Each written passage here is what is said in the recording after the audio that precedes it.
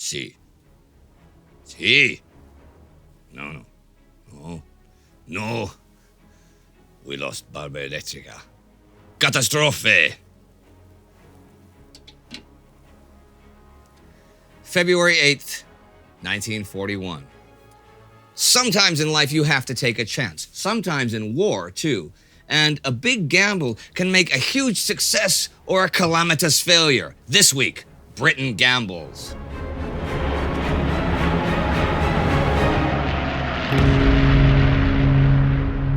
I'm Indy Neidell. This is World War II. Last week in Asia, French Indochina and Thailand signed a ceasefire, while in Europe, Greek leader Johannes died, which will of course have repercussions for the Italo-Greek War. In the field, Japanese attacks continued in Henan province in China, but the main military news was the advances of British and Commonwealth forces against the Italians in both North and East Africa. Those advances continue this week. On the 2nd, Barentu falls to the 5th Indian Division. It's fairly heavily defended by 8,000 troops with nearly 36 big guns. But once the British cut them off from Agordat and the main road, the defenders flee eastward on the mountain tracks towards the Asmara-Adowa highway. So the British haul from the past couple weeks in Eritrea is 6,000 men, 80 guns, 26 tanks, and 500 trucks. However, even with the enemy in full flight, Eritrea does not collapse because the pursuing British find the Mussolini Bridge over the dry Baraka riverbed blown apart and the banks laden with mines. The many hours spent removing the mines means the British will have to fight the Battle of Keren in the mountains where the Italians only just managed to rush their final reserves in the region from Addis Ababa. While the British are clearing the Baraka mines, the Italians blow down 200 meters of cliff to make a defense described as a great medieval castle whose portcullis has fallen down and drawbridge has been lugged up at the last moment in the face of the triumphant enemy. That enemy sure tries to get up there this week, and on the 4th, a Punjabi detachment even holds Briggs Peak, the crown, for a few hours, but it is no go, and the Italians hold throughout the week. Further south, the African divisions continue their advance from last week, taking Beles Gugami the 4th. As for what's going on northwest in Cyrenaica, and Richard O'Connor's clever but risky plan of attack, about which I went into detail last week, well, that plan to send units racing across the desert to outflank the retreating Italians is scheduled to begin around the 10th. However, on the 2nd, as the week begins, he learns that the Italians are not going to make a stand in the Jebel or at Benghazi and will retreat along the coast 2 points beyond. He realizes he cannot wait for more tanks or supplies or his plan is doomed and orders Michael O'More Cray to head southwest from Mekili and just keep plowing ahead through the desert until he either cuts off the Italians or his division, the 7th Armored, the Desert Rats, falls apart in the desert.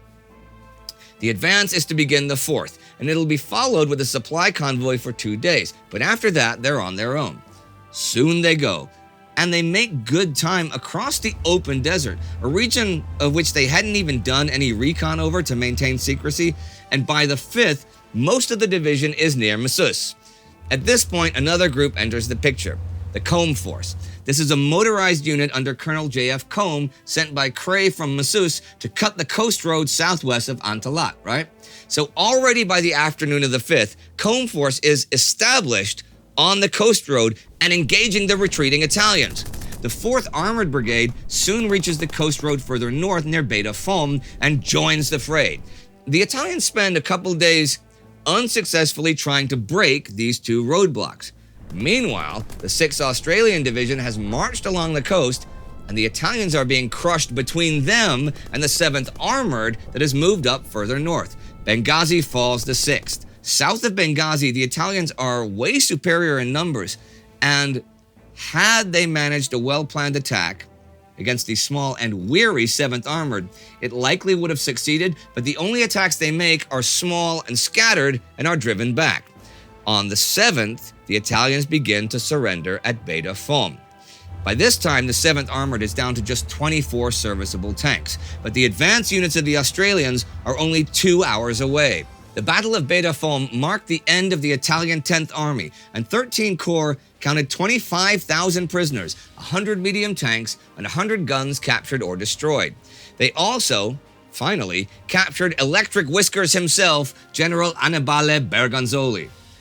David Braddock points out that the Italians should have realized the danger they were in and that a desert dash was on the cards when the 11th Hussars arrived at Massus already the 4th. But hindsight is easy, and you have to think the British ran an enormous risk with the race across the desert, which turned out to be excellent judgment. Any threat to Egypt looks like it's been removed.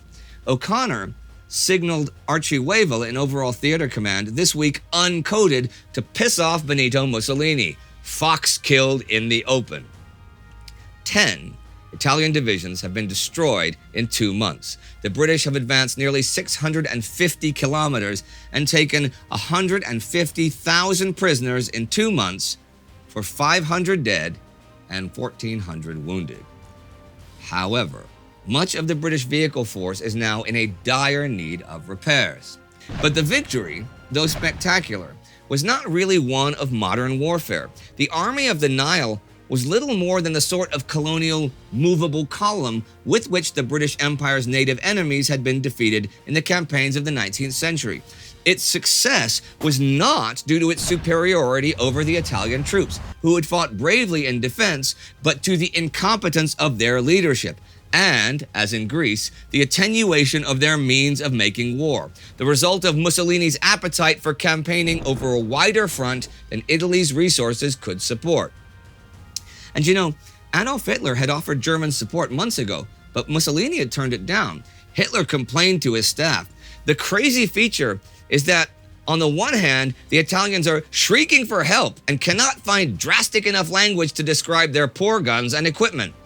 But on the other hand, they're so jealous and childish they won't stand for being helped by German soldiers. On the 6th, the day Benghazi falls, Erwin Rommel, who Hitler has chosen to lead the forces being sent to North Africa, meets Hitler in Berlin. Hitler tells him that all mechanized German units in Libya are his to command. His task is to hold Tripolitania. The British must not break through to Tunisia. Rommel writes that night, "My head reels from all that can go wrong. It will be months before things take effect." Hitler has something else going on in a few months, though, that he's really looking forward to: his offensive against the USSR.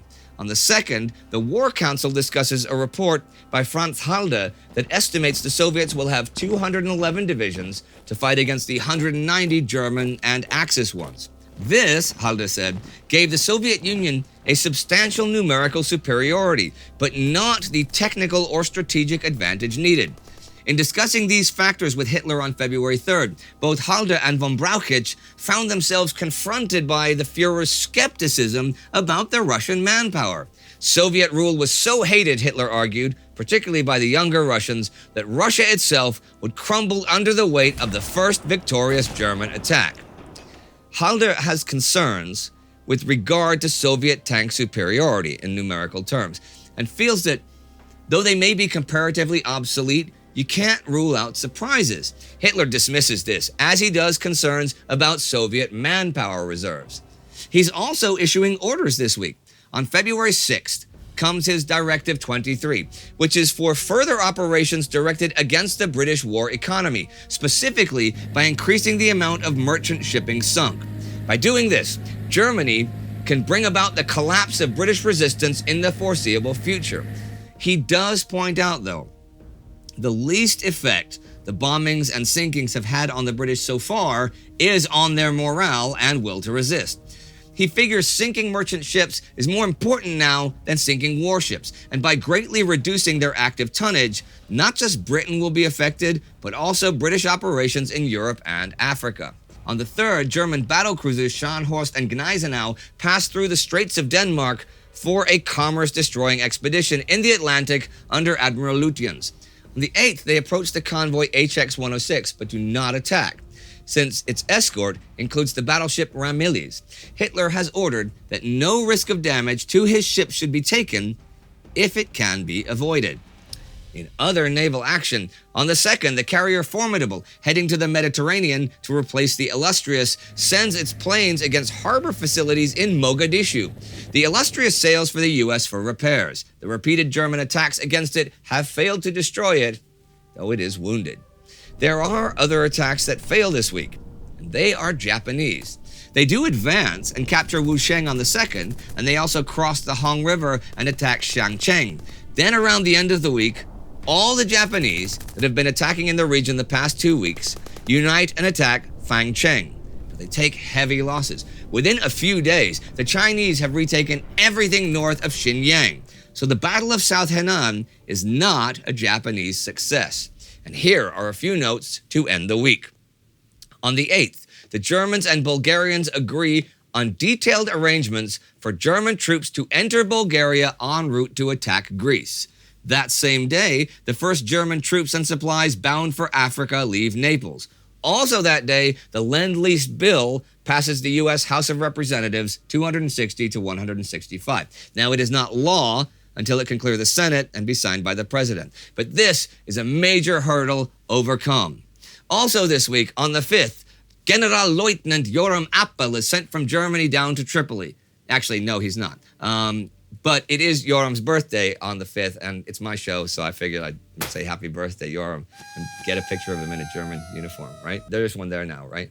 Yeah, that's pretty funny. It's my show. Okay. Well, anyhow, that is the end of the week, with the Japanese stymied in China, the Indians stymied in East Africa, and British and Commonwealth forces anything but stymied in Cyrenaica. Stymied is a really good word. And that plan in North Africa, well, it was brilliant, you know?